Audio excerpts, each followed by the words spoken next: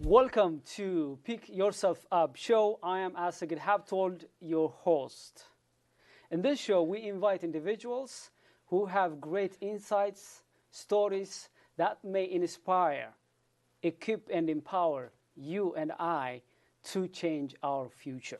We have such an individual. His name is Dr. Gabe Hamda. He is the CEO of ICATT Consulting.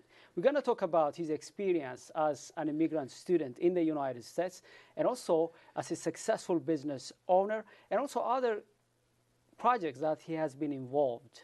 Stay tuned. Thank you, sir, for coming all the way from Springfield, Virginia. A lot of traffic and so on, but you could be able to come here. Oh, yeah, this is a place I want to be. And, you know, let me tell you, AZ, this is a place I want to be today. Thank you very much. Thank Yes, you very sir. much. Let's start our discussion by asking you a personal question. Yes. What is your life philosophy? Wonderful. You know, it's so wise of you to ask a personal philosophy. Yeah. As opposed to, you know, money in my account, what I had for breakfast. It's a great question to ask, AZ.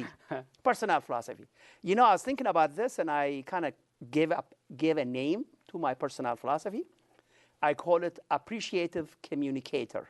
Appreciative communicator. Yes. And you may What does ask that me, mean? what does that mean? Yeah.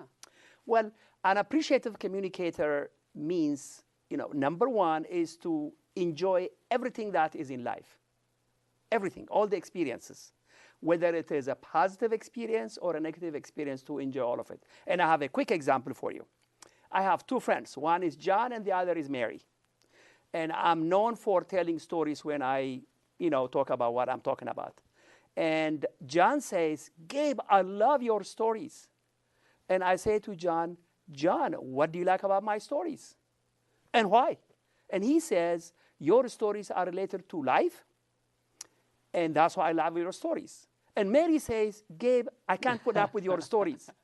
And instead of being upset by Mary, I said, Mary, tell me why you don't like my stories. And Mary says, you tell too many stories. Okay? Too many stories. And so I use both of them to my advantage. What do I do as a result? Because of what Mary told me, I tell a single story for a situation instead of multiple stories. So what she didn't like about my stories is the fact I'm telling too many of them for too long. So, which means you communicate by customizing your communication to the individual, because, you know, we have different personalities. Some of us learn from stories, some Yes. of us from statistics, some of us from data, and Yes. so on and so forth. So you are customizing appreciatively according to their personality type to communicate with them. That's really awesome. You know what? AZ just came up with another thing that I did not even think of. So, you know, appreciative communication is to appreciate everything in your life, whether what's coming at you is something you love to hear or something you don't want to hear. Bad or good? Both of them can be used to your advantage. That's what appreciative is to me. And more importantly, another thing is to be kind of appreciative about your positive life experiences. Like today, I would have said, I may ask you, AZ, what's your joyous moment of the last 24 hours? So that you can reflect back on good with things. that. Yes. By the way, people are hearing you saying AZ, so I want to let them know that my nickname is AZ, A to Z. Very easy. Yes. If some of you have difficulties to pronounce my name, as Gabe have told, you can call me AZ, like Gabe is calling me A to Z. AZ, very easy. Fantastic. I can call you Asagid AZ. So, Yeah. you know, like your joyous moment of the last 24 hours, if I can put you on the spot. Preparing for you. Preparing Knowing for this that event. you have a lot of things to give to my audience. Yes. Because you are really a good example to my audience. Yes. Some of them are immigrants, some of them are job seekers, some of them are people who are experiencing setbacks after setbacks. So I want them to be inspired. I want them to be equipped to go to the next level. Yes. And you are the right person. So I was like waiting. So that by itself gave me joy. Fantastic. Let me tell you, man, if that's okay. So since I'm talking about my philosophy being appreciative communication, since this morning I've had 10 experiences. So the ones I highlight are the ones that fuel me, the ones that are joyous. I'll give you two of them. One, my daughter arrived from Chicago this morning. She went for a weekend, and then she came back safely. That's my joyous moment. And also, my wife made me my favorite coffee before I got here. So those are my two joyous That's moments. why you're excited, yes, animated. Sir. And so you know what? Traffic may be slow. But we don't want to focus on that. I want to focus on the fact I'm going to meet with you, and I'm going to have this fantastic time. So that's appreciative communication. Let's shift into your business philosophy. Tell me with one phrase, what is your business philosophy? Yes. So kind of, my business philosophy is basically tied to my life philosophy. Okay. I just said it is appreciative communication. So I would say for business, I'll call it deal making. Deal making. Okay. Are you acting like a deal maker? So it is deal making, which kind of translates into, I know you're going to ask me more, but the act of deal making is, one, it is to create a win-win for all parties involved. So it is a win for your partner, if there is one partner. If there are two partners, it's a win for them and a win for you. That's kind of like the art of, or the act of deal making. And also in doing it to make a difference. So the criteria is, are you creating a win for your partner? Then you are in deal making. Are you creating a win for you? Yes, sir. And also, are you making a difference for the community you live in, for the world we live in? So when all of these are there, you are an amazing deal maker, and that's kind of my philosophy. By the way, this is one of the soft skill workshops that I facilitate, win-win negotiation. And yes. One of the things that I emphasize to my audience is to know that even if you could be able to get win-loss, don't do it. Don't do it. Because you're right. Even if they think that they got win-win, if you know that it's not a win-win, but you won and they lost, it's better to you're make right. it win-win, because they may go back and they may say, wait a minute, it's not a win-win. I lost, they won. Which, if that happens, what happens? Next time they don't trust you. Absolutely. Next time they don't want to come to a win-win negotiation. So in our business deals, it's better always to seek win-win deals. And I'm happy that you are having that philosophy. But let's move to the next focus that I want to have, which is about your experience as an immigrant student. I'm sure that some of my audience, they are immigrant students. Yes. Tell me about your experience as an immigrant student. Most importantly, what did you learn, and what do you want to really transmit to immigrant students who are in the U.S. right now? Wonderful. So, being an immigrant student, I came to the United States to pursue education. And I came across a former teacher being one of the professors. I just want to acknowledge his name, Dr. Ashanafi Kabada, a professor of music at Florida State. So I connected with him. And so he gave me a pair of advices, which I took in right away and implemented for the rest of my life. And they paid dividends. What was that? Very good. The number one thing he said is, Gabe, whatever experience you've had in Africa, it counts. You are not starting over. Let it count. Okay. The second advice is, when you speak with someone, let's say an American, about a need you have, don't beat around the bushes. Tell them what you want first, and then get into details. So I know it sounds simple, but I was just so naive. I took those two advices, and through my student life, through my working life, and through my business life, as well as my volunteer life and personal life, those two have paid me dividends. So what you're telling me, that one of the lessons that you learned is about knowing your competitive advantage. Yes. Rather than starting from scratch, you depended on your experience from back home. And the second one is all about adapting to the new culture, because in the new culture, beating around the bush doesn't help you. You have to have direct communication, and it helped you. And I see you Absolutely. always, you're a direct communicator. That's one of your personalities that I appreciate. And AZ, whenever I need you to do something, I tell you first. Exactly. When you tell me yes, I go with it. When you tell me yes, I go with it. You're an expert So at it that. has really kind of served me very well. As a business owner especially. Absolutely. So let's talk about your business side. Yes. As a business owner, an immigrant business owner, you've been experiencing some setbacks, challenges, some problems, and so on. What have you learned from those experiences, and what kind of lessons would you like to also to share to our audience who are immigrant business owners? Wonderful. You know, AZ, I just want to tell the audience what AZ and I will cover today. There is a whole lot of information. I wrote the whole article on this, and I spent the whole day yesterday thinking about you, and I'll be delighted. So this article will be available on a website, and I think it will be at the bottom of the screen or later on. So my book title is becomewhatyousay.com. So if you go to becomewhatyousay.com and you search for downloadable free articles, so this will be one of the free articles, and the title will be, Are You Acting Like a Deal Maker? Okay. So look for a deal maker article. So the whole thing will be there. The whole story will be there. And so having said that, I think for a business owner, I kind of want to keep things very simple. Number one, use all the resources that are available in the area. That will be one thing. Okay. And I would say if you are in business, if you happen to be in this area, I would say go to your nearest SBDC. SBDC stands for Small Business Development Center. So in my business, I was able to get 9 months worth of counseling from professional counselors who are at SBDC. So I recommend you go there and get all the counseling. So that's one thing I would say. I think the second thing I would say is learn the system of the client group you are working with. So this, whether you are in China or America, in Africa, or in Montgomery County, in Maryland, learn the inner workings and the system of the client group you are doing business with. In this regard, I know that you also do business, even if you are based in Washington, D.C., Minnesota, and Florida, your business is also operates in Montgomery. You registered to do business in Montgomery County.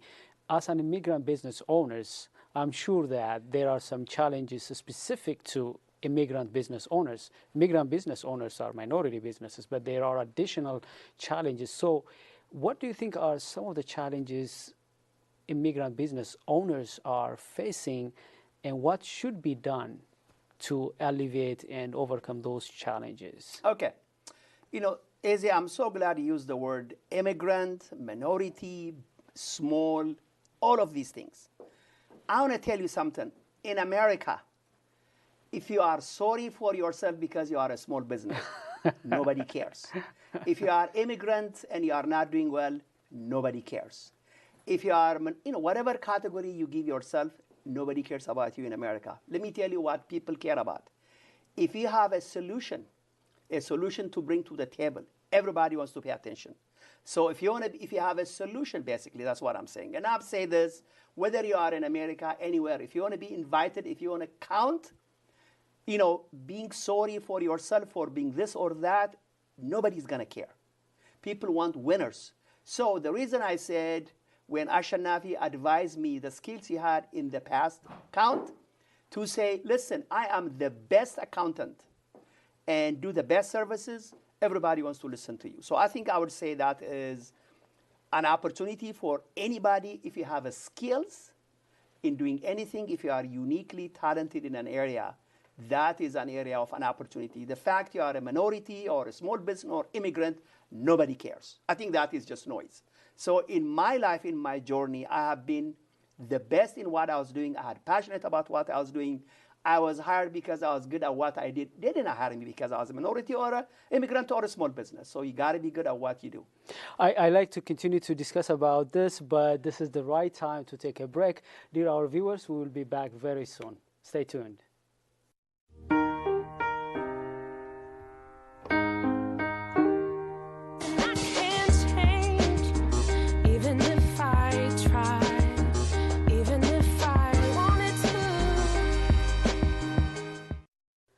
Welcome to Pick Yourself Up show. I am, as I have told, your host. And as you know, in our studio, we have a successful immigrant business owner. His name is Dr. Gabe Hamda. We've been talking about his life and businesses philosophies, and also we talked about his take on the challenges he has been facing and also some of his lessons to you guys. We're going to continue to talk about other things, and I look forward also to ask him some questions that are going to help you, empower you to pick yourself up and shape your future. Easy, I like the title of the show. Thank you. Pick yourself up. I need to pick myself up. You pick it up. We all need to pick Nobody's ourselves gonna up. do it. Yeah, Yes, and sir. also it aligns with your life's philosophy. You are Yes. actually the last question you answered. I was asking you what kind of challenges immigrant business owners are facing. You turn it around that and you say, I don't see I don't any consider challenges. myself. I see opportunities. I see opportunities. Okay, now that's good to our audience who are immigrants. Yes. You inspired me to think like I have to come out of my box and act like a winner. That's great to our immigrant business owners. But also we are viewers who are policymakers. Yes. They want to know really some of the challenges immigrant business owners are facing. There are also large businesses who are looking for small businesses, immigrant business owners, and so on. So my question to you is, what are some of the challenges that policymakers should address that confronts immigrant business owners? And also, what about those large businesses? How should they view immigrant businesses? Fantastic. Well, Izzy, I need a license to reframe the question. All right. The license is the opportunities for policymakers and the opportunities for large businesses. Here and you are appreciative communicator. Yes, sir. I told you that's my philosophy. The philosophy is not. I like that. Philosophy is not something you leave at the house with a coffee. It's something use that everywhere. goes with you. In a studio. Yeah. Okay, let me talk to the policymakers. I want to tell you, if you are talking about policymakers in Montgomery County, listen, I don't live in Montgomery County. I love Montgomery County.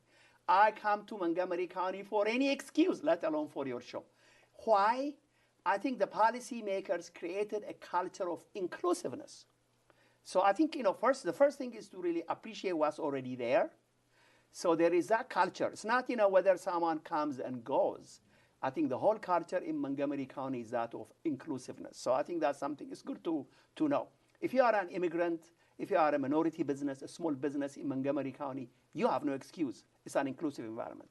Now, having said that, I want to say to the policymakers, number one, the minority businesses, the immigrant businesses may not have the package you are looking for. They may not talk right. They may not look right. They may not smell right. But inside there is talent that is going to help Montgomery County. So I like for you to consider how you can look beyond what you see so that the talent, the hidden, powerful gift that these immigrant businesses have will be for the benefit of the Montgomery citizens, okay? So it's a missed opportunity if these minority businesses or immigrant businesses don't have a playing field simply because they don't know how to package themselves. So anything you can do in that arena to really help push the envelope and help them come out, I think that's what I would say to the policymakers. To businesses, I say the same thing. You are a large business. You have an opportunity to hire an immigrant business to be on your team, to be your subcontractor.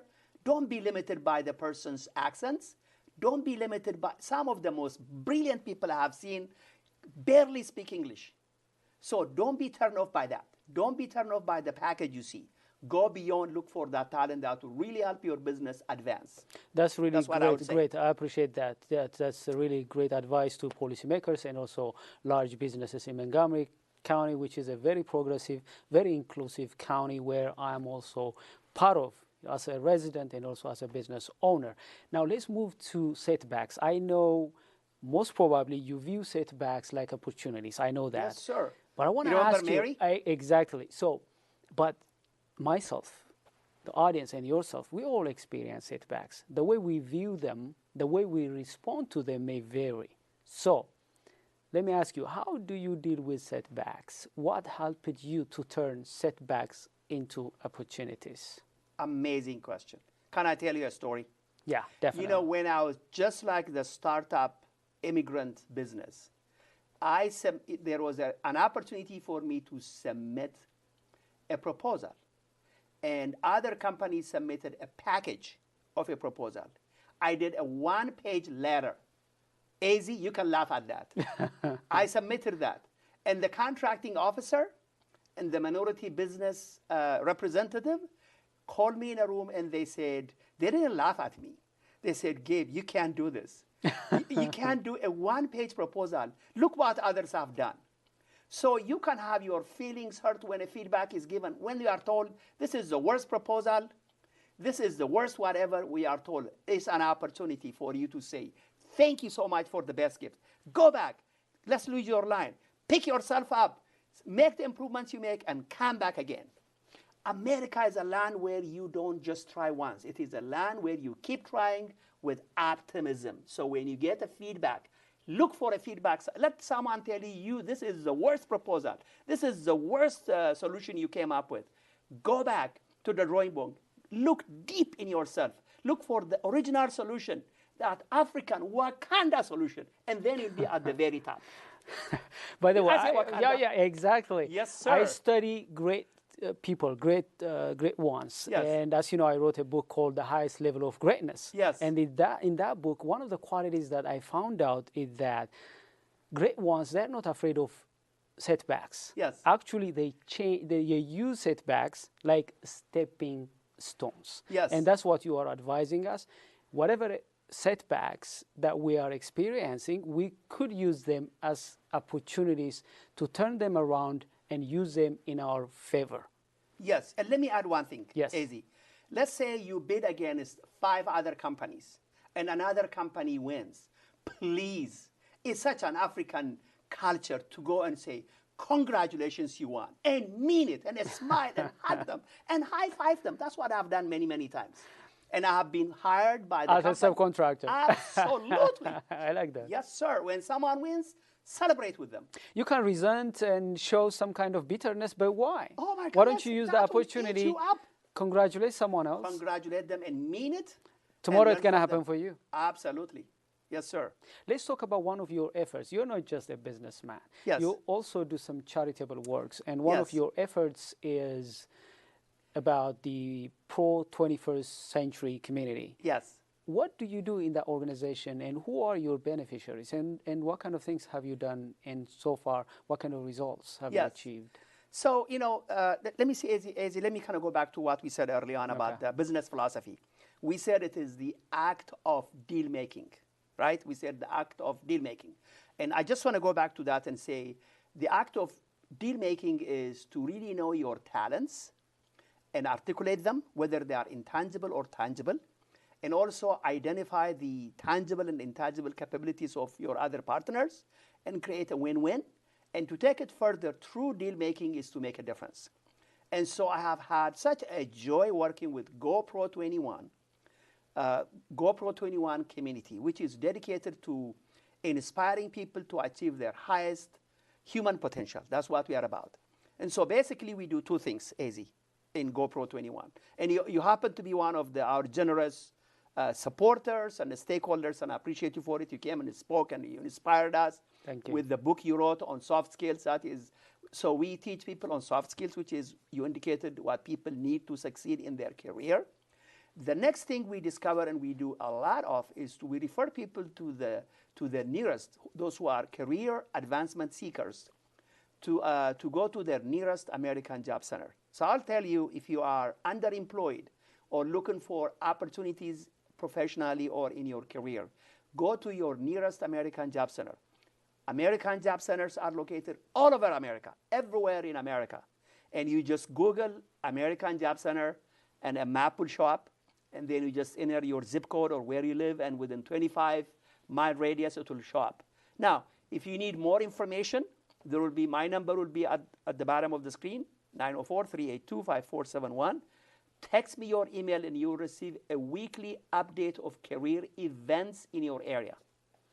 And that's awesome. That's great. I believe that so many people have been benefited from GoPro 21st Yes. community. Yes. I also know that you are a motivational speaker. Naturally, you are a motivator. Yes. Recently, I heard that you have a tour in universities and colleges. Yes. The theme is awakening the giant within. Tell me Yes. more about, and what are you trying to achieve? Okay. No, AZ, like, let's say I just gave my number, 904-382-5471. If you call me and say, listen, my career is not going well, you are my purpose in life. My purpose in life is to awaken a giant in each person, is to show you the talents you have, for you to not to beat up on yourself. So having done that, and on a book tour, my book, which is Become What You Say, throughout Canada and America, so I came to realize young people are responding to that message in a more profound manner. So I have decided to go to different colleges so that I can inspire the young people there to awaken the giant in them. So it's not really to help people, it is to awaken the giant that is already in them. To help them pick themselves up. You got it. I mean, we should be doing the show all over America. Oh, yeah, yes, definitely. sir. I would love to. That's what it is. I would love to. I would love to. So just give me one example, for example, that you used. It could be a story, it could be a concept, to help people understand that there is greatness within. Yes. What is required from them is to bring that out, to unleash their greatness within. Yes.